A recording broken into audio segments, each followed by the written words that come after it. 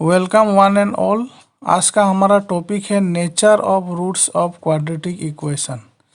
पिछले वीडियो में हमने बताया था कि क्वाड्रेटिक इक्वेशन का रूट्स को फाइंड आउट करने के लिए जिस फॉर्मूला का इस्तेमाल होता है उस फॉर्मूला को क्वाड्रेटिक फॉर्मूला बोला जाता है।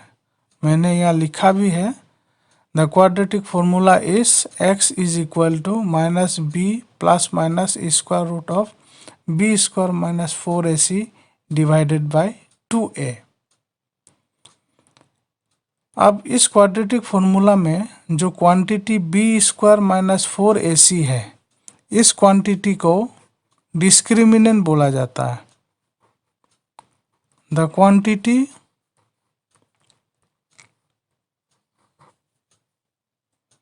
इस डिस्क्रिमिनेंट को d से डिनोट किया जाता है। d is equal to b square minus 4ac is called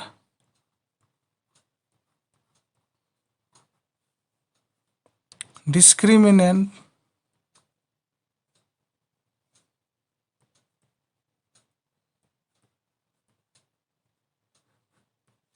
of the quadratic equation।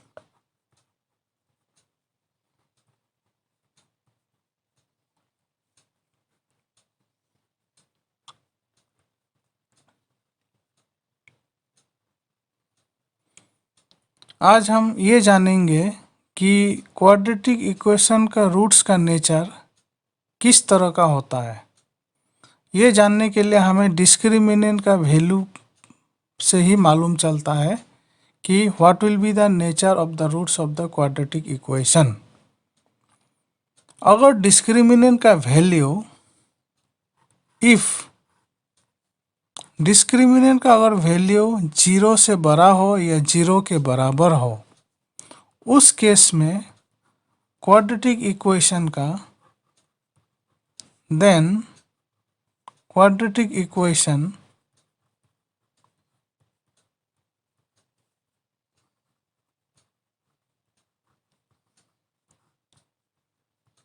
Has real roots.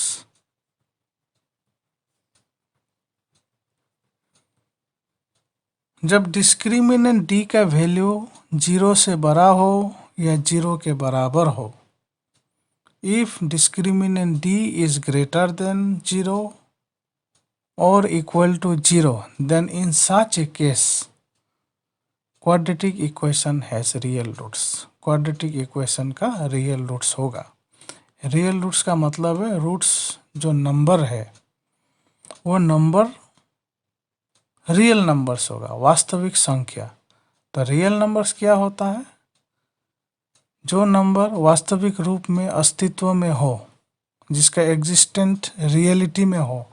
For example whole numbers, integers, natural number, prime number, composite number, rational numbers, irrational number, इस तरह के सभी numbers को जो है real numbers बोला जाता है।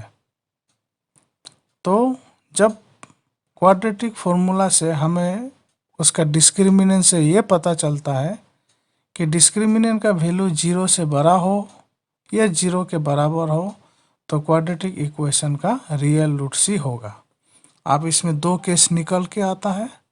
पहला केस यही है कि इफ d ग्रेटर देन 0, अगर डिस्क्रिमिनेंट d का वैल्यू 0 से बड़ा हो तो then the quadratic equation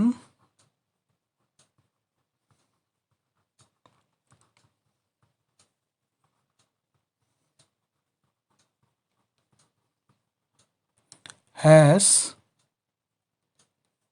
two distinct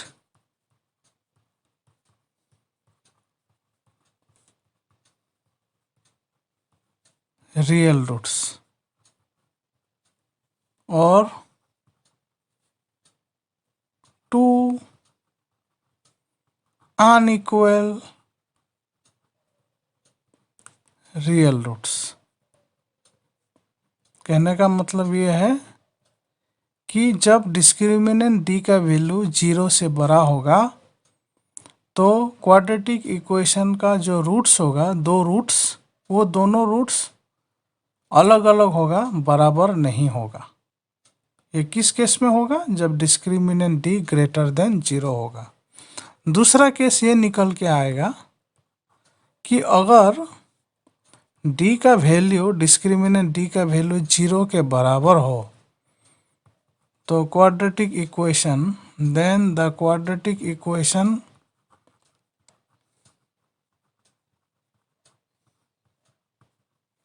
has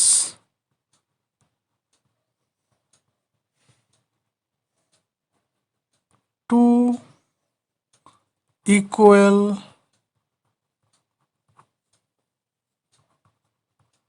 real roots. यानी कि जब हम क्वाड्रेटिक इक्वेशन का रूट्स निकालते हैं तो हमेशा दो रूट्स मिलता है। तो इनमें से पहला केस तो ये हमने जाना कि अगर डिस्क्रिमिनेंट डी का वैल्यू ग्रेटर देन 0 होगा तो दोनों रूट्स अलग अलग होगा। लेकिन अगर डी का वैल्यू एग्जैक्टली इक्वल टू 0 होगा तो जो दो रूट्स हमें प्राप्त होगा क्वाड्रेटिक इक्वेशन के सॉल्व करने से, वो दोनों रूट्स आपस में बराबर होगा। तो ये है आपका nature of roots of quadratic equation. अब ये भी ऐसा भी हो सकता है कि डिस्क्रिमिनेंट डी का वैल्यू लेस देन 0 हो। लेस देन 0 होने का मतलब है कि डिस्क्रिमिनेंट का वैल्यू निगेटिव है। ऐसा केस में then the quadratic equation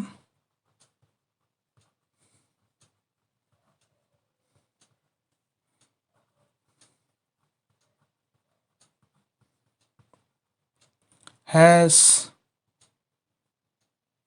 no real roots. Quadratic equation का कोई रियल रूट्स नहीं होगा। क्यों नहीं होगा? क्योंकि ये जो B square minus 4ac discriminant बोला गया है, वो क्वाड्रेटिक फॉर्मूला में स्क्वायर रूट में इसका वैल्यू फाइंड आउट होगा। तो स्क्वायर रूट हमेशा, अभी तक आप लोगों ने यही जाना कि पॉजिटिव नंबर का ही स्क्वायर रूट निकाला जाता है, निगेटिव नंबर का स्क्वायर रूट नहीं होता है। निगेटिव नंबर का स्क्वायर रूट नहीं होने का मतलब ये है कि उनका अगर कोई वैल्यू भी होता हो तो वो रियल रूट्स में नहीं आएगा। अगर रियल रूट्स में नहीं आएगा तो डेफिनेटली हम यही कहेंगे कि उसका रूट्स जो है इमेजिनरी रूट्स होगा। और द क्वाड्रेटिक इक्वेशन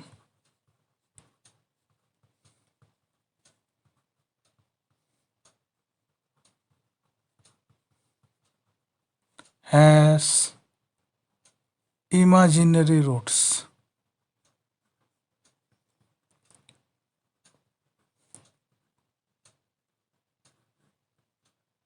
तो ये इमेजिनरी रूट्स का क्या कॉन्सेप्ट है, ये आपको हायर क्लास में पता चलेगा। फिलहाल आपके लिए यही है कि क्वाड्रेटिक इक्वेशन का जो रूट्स का नेचर होता है वो रियल रूट्स में होगा। ये रियल रूट्स दो कैटेगरी में बांटा गया है। एक ये है कि डिस्क्रिमिनेंट डी का वैल्यू ग्रेटर देन 0 होने से क्वाड्रेटिक इक्वेशन का डिस्टिंक्ट रियल रूट होगा, या नहीं तो ये भी कहा जा सकता है कि अनइक्वल रियल रूट्स होगा।